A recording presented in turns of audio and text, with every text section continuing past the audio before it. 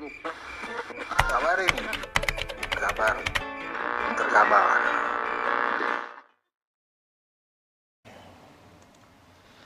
Bismillahirrahmanirrahim. Assalamualaikum warahmatullahi wabarakatuh.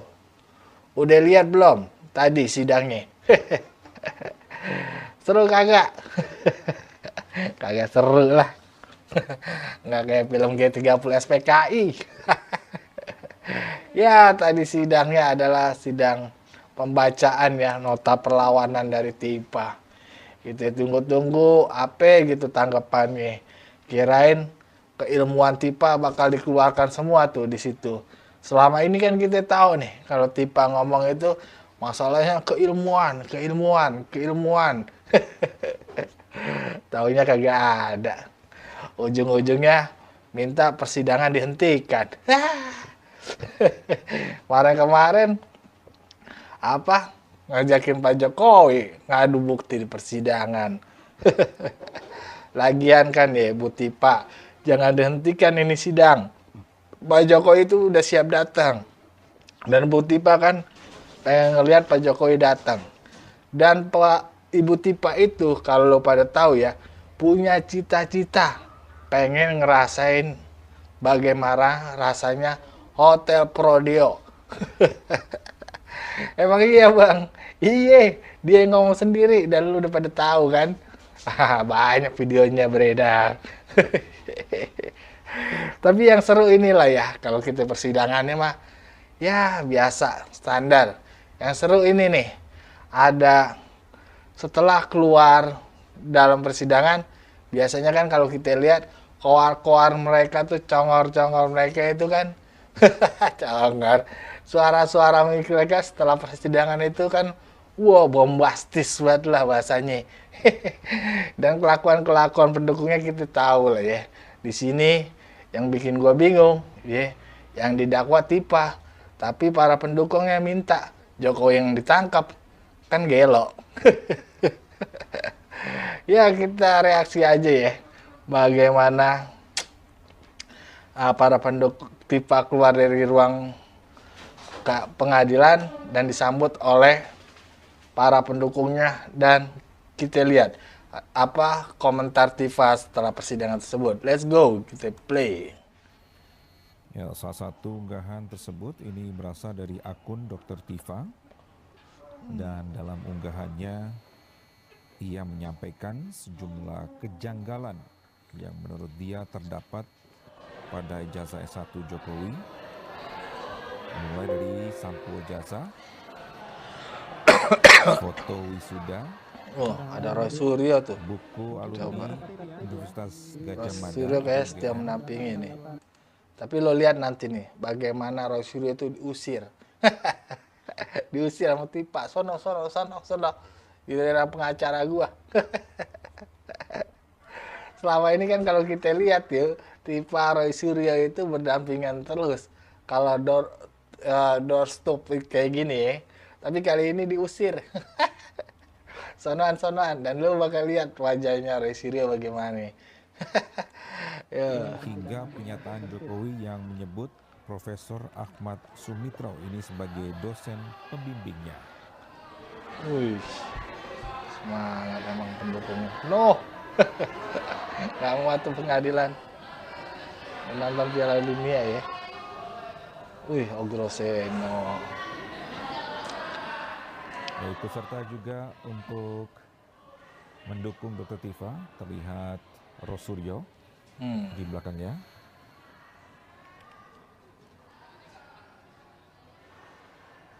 Ya. Dan sekali lagi sidang ditunda dan akan dilanjutkan pada tanggal 16 Juli 2026.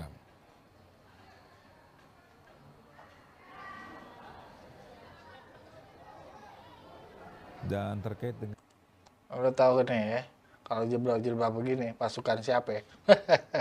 dan kasus tersebut, ini sebelumnya juga jaksa menilai unggahan tersebut ini telah merugikan Jokowi secara imaterial karena mencemarkan nama baiknya dan memicu tuduhan serupa dari pihak lain. Janes tuh.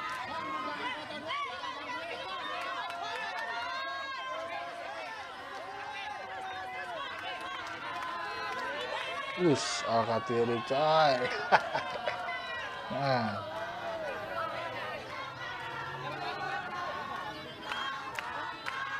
dengar nggak lo?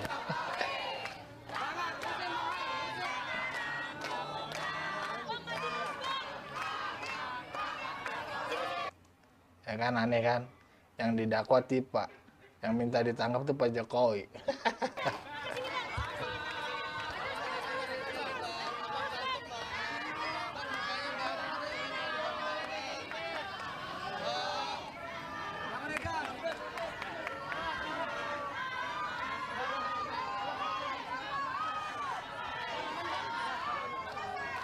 Oh Suryo tuh setia banget tuh ya.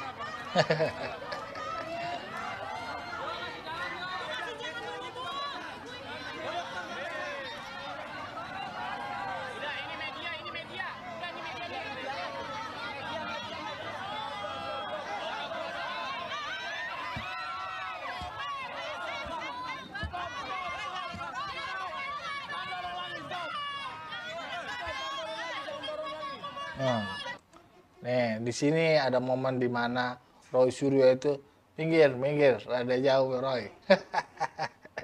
Biasanya kan mereka berdempetan nih ya, pada saat doorstop dan bahkan Roy Suryo itu dan Tipa itu tokoh utamanya lah ya, nggak terpisahkan. Tapi kali ini lo lihat deh Roy Suryo disingkirin nih.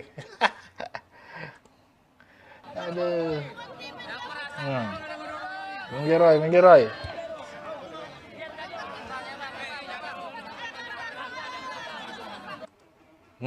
Lo lihat tuh. Bagaimana nih mukanya Roy nih ngelihat dirinya disingkirkan. Ada kacau lo Roy, ayo lo Roy. Tadi kalau lo bisa lihat juga ya. Nih ada siapa namanya? Ada Repli itu, Repli. Repli itu disingkirkan juga, agak menjauh lah. Bisa dibilang tuh Repli menjauh dari kerumunannya dokter Tipa. Dokter Tipa.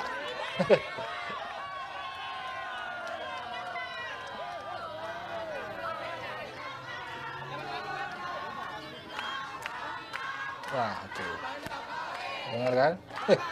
Yel-yel mereka.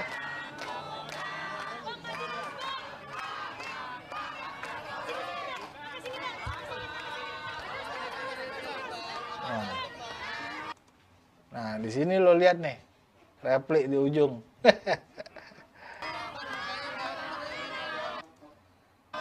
Di sini Repli. Nah, Repli hilang. Oh, Repli no hilang, Repli.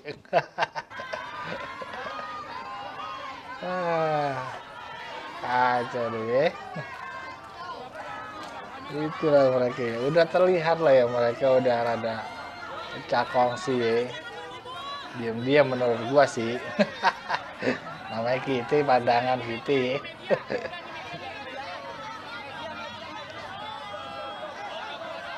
Kita lihat nanti bakal ekspresinya Roy Suryo tuh.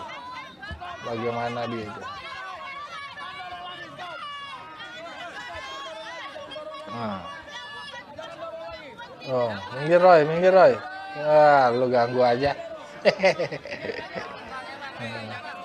Mukanya Roy itu lihat tuh. Iya. Kasihan ya Roy itu.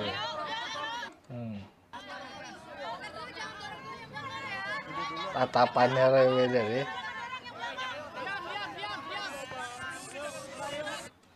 Oh, lo lihat tatapannya Roy nih. Aduh. Udah wah. Pahlawan nih.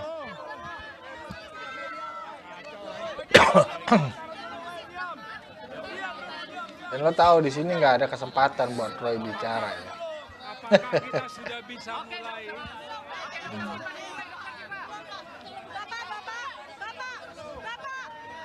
Oke, gantian ya Pak ya, gantian ya.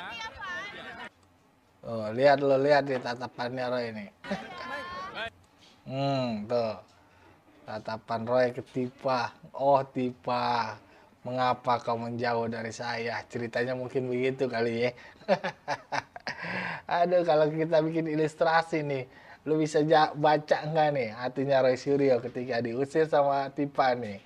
Nggak boleh apa namanya deket-deket sama dia lah bahasanya. Nah, nih lu coba ilustrasikan lah, imajinasikan. Bapak yang pakai baju hijau, Bapak yang pakai baju hijau, Bapak tolong Pak. Kita nggak bakal pernah mulai kalau Bapak belum kesana Pak. Nggak lepas pandangannya Roy dari Tipa. Baik, kita mulai ya. Oke. Baik. Bismillahirrahmanirrahim. Assalamualaikum warahmatullahi wabarakatuh. Waalaikumsalam warahmatullahi wabarakatuh. Nikmal maula wa nikman nasir. La haula wa la quwata illa billahil aliyil azim. Alhamdulillah pada hari ini hari Kamis Ngos-ngosan si Tipa. kami sudah melakukan nota perlawanan ya, yang terdiri atas 37 halaman ya, yang kita berikan judul Indonesia Menggugat ya. Dugaan ijazah palsu Jokowi adalah sebuah cermin krisis multidimensional bangsa ini. Dugaan sekarang ya. Kalau kemarin-kemarin no ijazah Jokowi palsu, bahkan disebut 100%. Kok sekarang dugaan nih? Ya. Pada beberapa hal nanti akan secara rinci disampaikan oleh advokat saya. Yang pertama adalah bahwa surat dakwaan yang diajukan kepada saya itu secara penuh setelah kami pelajari mengandung dua kelemahan utama yang membuat sidang atas nama saya sebagai terdakwa tidak bisa lagi dilanjutkan, yaitu terjadi error in objecto dan error in persona. Apa artinya? Objek yang didakwakan kepada saya itu salah secara objek, ya, karena yang saya dan Mas Roy Suryo lakukan pengkajian adalah benda digital, objek digital yang beredar di internet yang dimiliki oleh saudara Dian Sandi. Kami sama sekali tidak melakukan pengkajian, komentar apapun terhadap dokumen digital yang diakui oleh saudara Joko Widodo. Karena secara fakta, saudara Joko Widodo tidak memiliki ijazah dalam bentuk digital. Jikalau memang benar beliau adalah lulusan Fakultas Kehutanan UGM tahun 1985, jikalau benar, maka dokumen yang dimiliki adalah dokumen yang bersifat analog, di mana kita semua sampai dengan 11 tahun kita menanti sama sekali belum pernah ada kemunculan dari dokumen ijazah tersebut, sehingga jelas bahwa dugaan atau dakwaan dari jaksa itu salah secara objek ya. Kemudian yang kedua adalah error in persona, karena ini berkaitan dengan laporan yang dilakukan oleh saudara Joko Widodo terkait dengan locus dan tempus delicti yang sangat aneh dan janggal, karena locus dan tempus delicti itu berpindah-pindah dari sejak kami pertama kali diperiksa sebagai saksi tanggal 11 Mei 2025. Pada waktu itu yang dilaporkan sebagai locus dan tempus delicti adalah sebuah peristiwa tanggal 22 Januari 2025, di mana kami sama sekali atau saya sama sekali tidak berada pada locus dan tempus yang dimaksud. Lalu kemudian laporan polisi itu diubah secara locus dan tempus deliktinya menjadi di daerah Jakarta Selatan 26 Maret 2025.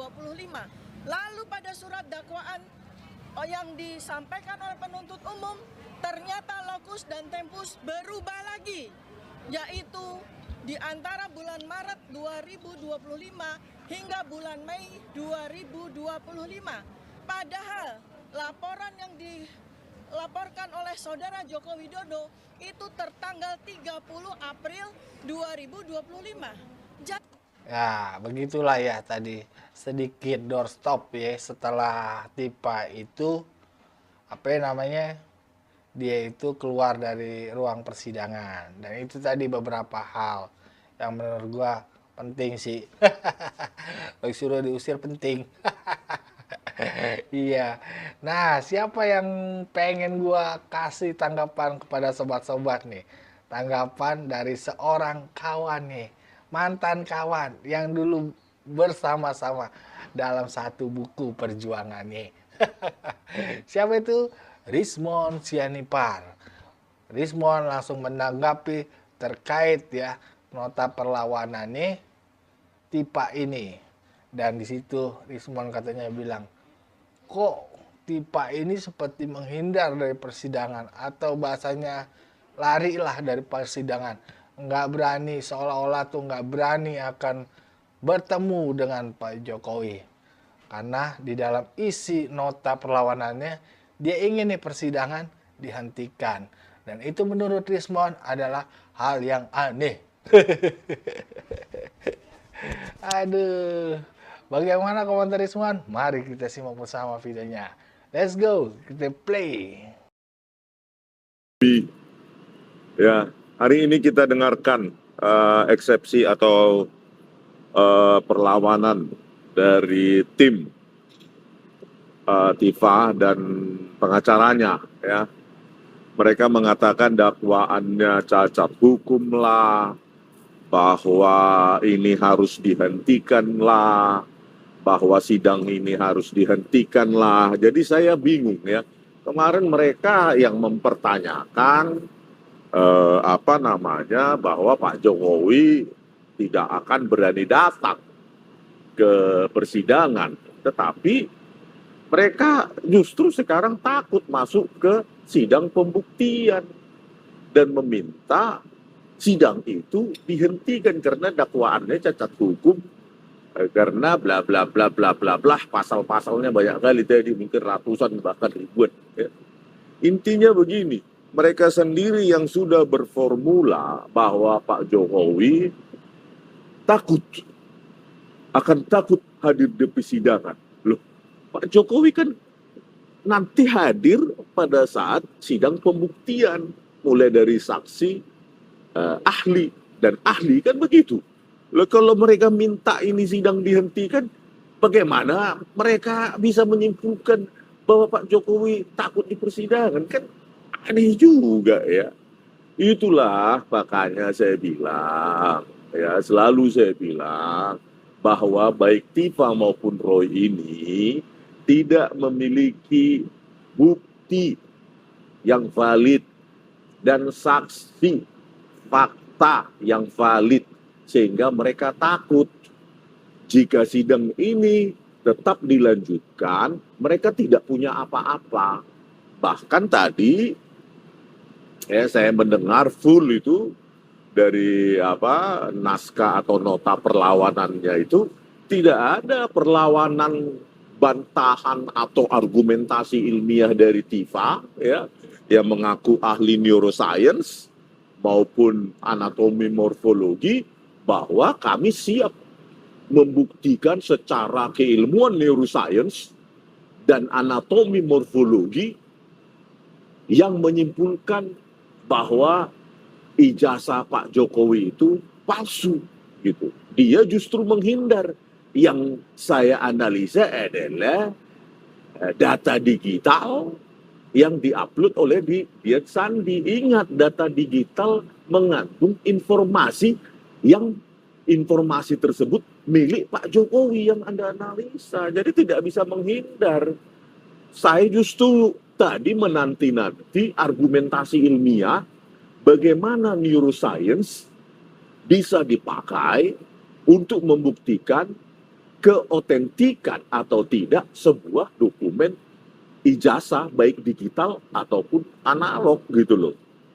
Kalau dia menghindar dengan mengatakan bahwa pada tahun 1985 ya, UGM belum mengeluarkan ijazah digital, tetapi kan ada proses digitalisasi sekarang ya, digitalisasi baik lewat HP, lewat kamera ya, itu adalah data digital tersebut representasi dari data analog, itu sama saja gitu loh.